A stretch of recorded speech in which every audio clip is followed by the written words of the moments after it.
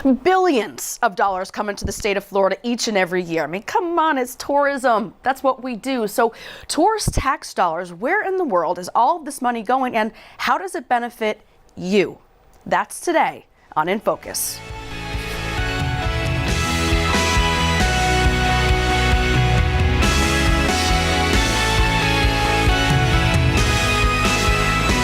All right, so picture this. A family of four, they come to Central Florida and they stay about a week. They visit the attractions, they have an awesome time, and then they drop a lot of money while they're here. And what about that itemized bill that they got from their hotel? You know what I'm talking about, the room costs, the charges to the room, the taxes, and then in those tax lines, that little fee commonly called the bed tax. But it has a greater purpose than that. It goes into the hopper as part of the tourist tax dollars, and that money is used to promote more tourism. But is that the right use of the money? These are really good questions for today's guest. Here in studio right now, we have State Representative Randy Fine from District 53, that's in Brevard County in the Palm Bay area. Orange County Controller Phil Diamond with us as well here in studio. Welcome, gentlemen.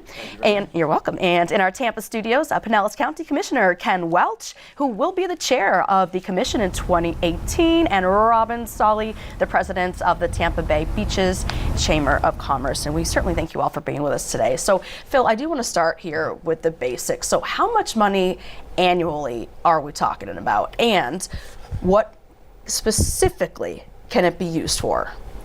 Well, Orange County collected about $254 million last year. It's the most of any county in the state of Florida. So we're in good shape right now.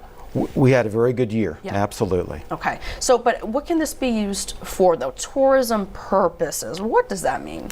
Well, generally things related to tourism. In Orange County, we spend money to keep the convention center open. We spend money to promote tourism. We spend money to pay back a number of debts that we incurred to do things like building the new Amway Center. Mm-hmm. We fund a number of arts groups and other things that directly or indirectly promote tourism. And there's a lot of gray lines we're talking about, yeah. A lot of gray lines. I know you said, Representative, a lot of advertising, of course. And Representative, you want to change basically where, you want to kind of expand on that. So I want to put up a full frame, Rachel, if you would, of House Bill 585. And Representative, you filed this back in November. So the bill, look at that, a lot of fancy words there. I'm seeing, lagoon improvements.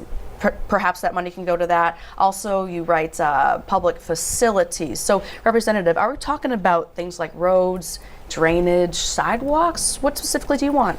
So the challenge we have today is we can spend money from the tourist development tax to build a convention center, okay, but we're not allowed to improve the road that gets you to the convention center. We're not allowed to put a sidewalk in. Or if wherever that convention center is needs drinking water, can't do that. What my bill does is it adds to the list of things that money can be spent on. Doesn't change it, doesn't delete anything, but says if you want to do capital projects that will help tourism, you can do that with the money as well. So why now then for this? Well, this was prompted by something that happened in my county. We have a scandal in Brevard where $14.5 million tourist tax dollars are being wasted on white elephant projects. They're going to spend $7 million to build a basketball arena. And we have real needs in Brevard. Our lagoon is at risk. But the county commission has said, well, we know we're wasting your money, and we'd love to spend it on the lagoon, but we can't because the law won't allow us. Isn't that interesting? So many fuzzy areas in this. So Commissioner Welch, talk about this bill then and how it could affect Pinellas County then, if it indeed passes.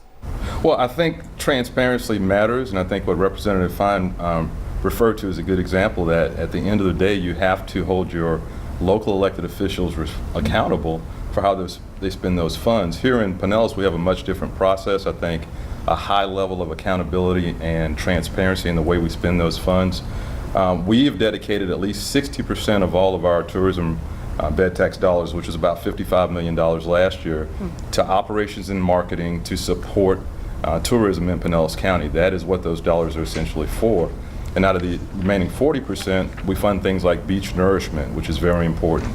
And then we also support the arts and other projects in the community that have an impact on bringing more visitors to the area. So at the end of the day, I think if the legislature wants to open up the bed tax, they ought to ensure that local control remains there, because Brevard County is different from Pinellas, which is different from the other 67 counties in Florida. What is this bed tax? Is this 6%? Is that what that is? It is in Orange. In Orange County, but it varies. In my county, it's 5%. It's 5%. Okay, and so Robin, are you on the same page? Of course, you being the president of the Tampa Bay Beaches Chamber of Commerce. Actually, we're not. We're strong advocates for keeping the bed tax funds spent for its sole intended purpose of promotion and marketing for tourism and attracting visitors to the area. Over the last several years, we have opened up Pandora's box and have added several items that we can expand the expense of those dollars on. And if we continue to do this, other counties, Pinellas County, all of them across the state will suffer because they'll have less money to put into their marketing dollars. We currently fund museums. We built a beautiful Dali museum here locally as a result of our bed tax money. So our community, our citizens, our residents do see a large benefit from bed tax dollars, and especially when it comes to beach nourishment. You know, and some would argue that using some of that money for basic infrastructure, like roads, for example, only makes sense. But no? Absolutely not. We have a situation where we feel, why don't we hold our municipalities accountable for their funding, their budgeting, and using their sales tax in the appropriate ways and working through that process. Right now, sales tax allocations occur based on full-time residents and not by load of people that come to the area. And our tourists pay 1/3 of the sales tax that comes into our local area. So I think there are other creative ways our elected officials can find money for infrastructure needs. So, devil's advocate then, are they just being greedy? Just they want to keep it for themselves? And when you say they, do you mean tourism marketers? Indeed. Absolutely not. This was a self-imposed tax on our tourism industry. In 1978, locally here in Pinellas County, is when we started acquiring that tax. And we don't have a state income tax in the state of Florida as a result of tourism. It is the #1 job creator. It works. What we're doing works. Why are we trying to mix the formula now? Because we see a pot of money that we think we can tap into for something that we need in certain local municipality areas. And I'd like a response from you, Representative. Unfortunately, people will spread a lot of fiction as it relates to this bill. My favorite one is the notion that the tax was self-imposed, as if it's some kind of voluntary tax. The legislature passed a law that allowed these taxes to be collected. They were voted on by locals, and they are collected. They're not voluntary taxes. My bill does not change how those tax dollars will be spent. If Pinellas County wants to spend the dollars exactly the way they spend them today, they'll be able to do that. It doesn't change how they decide how they spend the money. In fact, this bill gives local communities more power, more home rule power to decide how to spend those dollars. The legislature won't be dictating how the money is spent. It's simply saying, if to make your convention center better, you need to improve the road that gets to the convention center, you can do that. Today, you can't. So I need to visualize this properly. So you have this big pot of money. It's up in Tallahassee. So who's determining where to sift and sort it? Well, I know in Orange County, and I can only speak for Orange County, Sure. but in Orange County we've got a Tourist Development Council, and then everything they decide has to be approved by the Orange County Commission. Okay. It's the same in Brevard. So the purposes that the money can be spent on, that's set by the legislature. So for example, in Brevard County, a majority of the money is not spent on advertising. 47% of the money is spent on advertising. 25% of the money is spent on beach renourishment. That's a decision that is made locally. But if the local government said, you know, we need to improve the road that gets to the convention center, that's a good tourism project, they can't do that. The legislature won't allow them today because it's not an approved purpose under the law. All this bill does is expand the improved purposes to capital projects that are directly related to tourism. You want to put in a new boardwalk for tourists, you want to put in a new bike path, you can do that. You can't pave roads in neighborhoods using this money. It has to be tourism related. But all decisions will be made by local government. So Ken, what about your area? What do you wish, if you had a wish list here, that some of this money could go toward? What's the one thing that you feel this would benefit that maybe is outside of the tourism purpose? Well, the one thing that I desire the most is that local governments be allowed to do the duties they were elected to perform.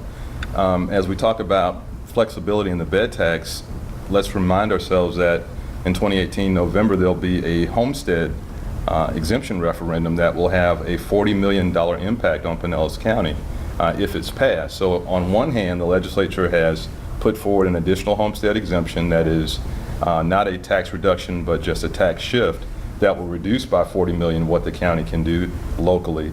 And then they're saying, well, you can do more with the bed tax. How about just letting local governments govern locally as we were elected to do? And if we're allowed to do that, I think we've got abundant resources. But as it is structured right now, if the homestead passes, we're going to lose capacity in one area and free up capacity in the bed tax area. That doesn't get us forward at the end of the day. And at least it's hard to make the argument that the money isn't going back into the communities because Amway Center, Dr. Phillips Center for the Performing Arts, so at least that's happening, so tough to make that argument. So quick break right now. When we come back, convention centers, yeah, the second largest one in the country. It's right here in Central Florida, but is it the best use of space, and more importantly, the tourist development tax money? We'll talk about that after the break. Stay with us. You're watching In Focus exclusively on Spectrum Networks. I do want to talk about the convention center angle of this all. The Orange County Convention Center is the second largest in the whole country. This is just behind the McCormick Place in Chicago. And actually, Randy, you did head up there. So, and it's actually been renovated 6 times since it opened in 1983, now boasting 7 million square feet overall, with more than 2 million of that for exhibit space. So the question is, does demand fill, does it support that space, or are we just air conditioning a whole lot of unused space with the tourist tax? Well, that's a good question. And this year, the convention center, although often in the past it's had operating losses, this year they had enough shows and enough business to actually not have an operating loss. And the reason why tourist taxes go to support the convention center is that years ago, Orange County taxpayers were promised that if we build this convention center and the voters vote for the tourist tax, we'd never use general revenues, property taxes, and the other taxes we collect to pay for a convention center. And instead, those funds get to be used for priorities like police, fire, parks, public works, roads, and whatnot. So that's why the tourist taxes are used to support the convention center, because there's a promise that our property taxes won't have to be used for that. And what do you think, Representative? Well, I think that large conventions require a convention center, and millions of people come to Orlando every year to go to conventions, and when they come, they stay in our hotels, they eat in our restaurants, they bring their families, and they go to our theme parks. And so it's important that we have that resource. Whether the Orange County Convention Center is too big or too small, I don't have an opinion on that. But having a great convention center for Central Florida is very, very important. And during IAPA that we covered, they had about 7 conventions at the same time, so that's huge. It's a big week for them indeed. And Ken, to you now, many other convention centers in Florida, yeah, certainly not the size of the one in Orange County. So same sort of money question. Is it being used wisely and efficiently? If not, what would you change? Well, we think all of our capital projects meet the primary priority of supporting our tourism industry. And so, as I said, in Pinellas County, we have set aside 60% to always go to marketing and operating our CVB, making sure we tell the rest of the world our story about our destination. The other 40% supports a variety of capital projects, whether it's spring training for the Dunedin Blue Jays, the Clearwater Aquarium, or other projects that help build the destination.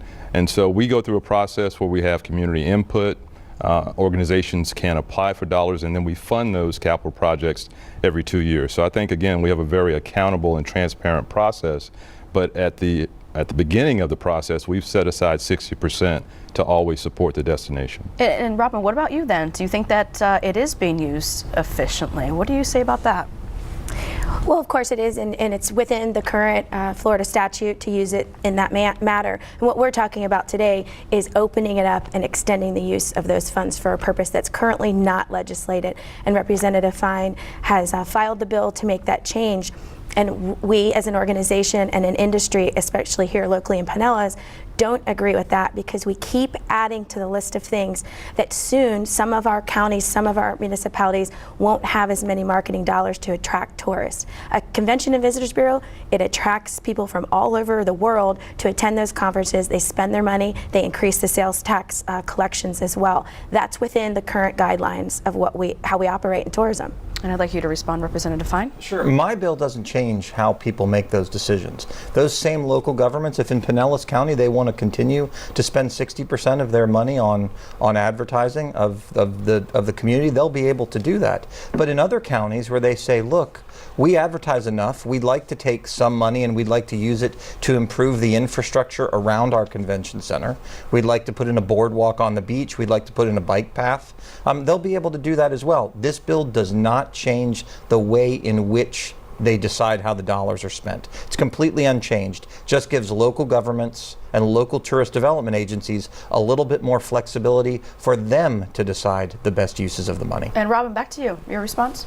Yes, I hear that argument, and I have for year over year, every time we open up the lid on the bed tax. And I can understand and hear what he's saying. However, until the day we get another elected official in some capacity locally that has a grand idea that they're going to tap into the funds, and you've now put sewage infrastructure, sidewalks in that, and we don't know what is out in front of us to manage tourism as a whole. The minute there is some sort of a natural disaster, a hurricane or an oil spill or Irma, unfortunately, we then lose tourism not only in Florida but in our local areas. And then how do you manage the debt payoff when we're now funding projects like this? And Phil, can you weigh in?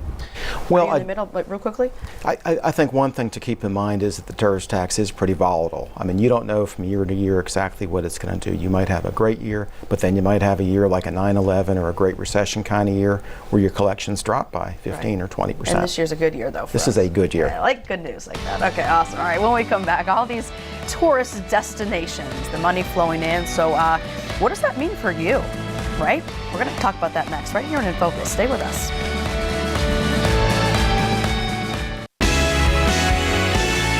All right, so we're going to break this down. I'm a resident. All right, Ken, I want to go to you first. Okay, so I'm a resident. I see all of these big events that come through town. And yeah, there are some jobs created, which is awesome. And yeah, we always hear about the money coming in. But what do I get out of this, Ken? Other than, of course, the inconveniences of if there's a big theatrical show next to the Amway Center, I'm not going downtown that night. So your thoughts?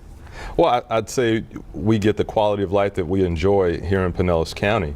More than 100,000 jobs are supported by tourism here in Pinellas County.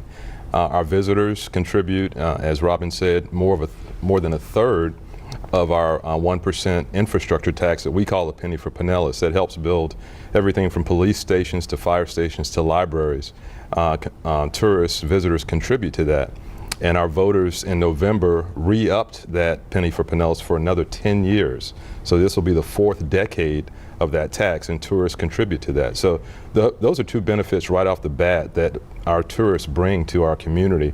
And really, if we did not have that, we'd have to have another form of taxation to make up for that. But Ken, aren't tourism-related jobs just typically lower paid jobs?